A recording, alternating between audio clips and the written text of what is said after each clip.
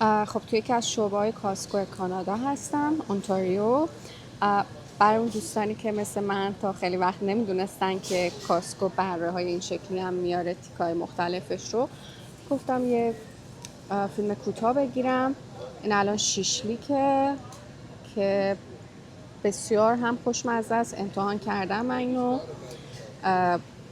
از استرالیا میاد، تو وزنای مختلفه. حالا حدوداً مثلا اینو بخوام بهتون بگم 612 کیلوگرمش، یعنی یه ذره از نیم کیلو بیشتر، $30.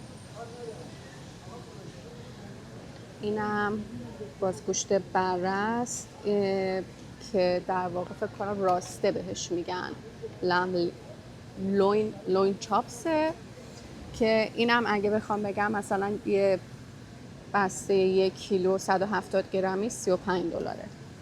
و از همه مهمتر اینم امتحان کردم، یعنی هر ستا رو امتحان کردم، ولی این برای خورش قیمه خیلی خوب میشه. رونه بدون استخونه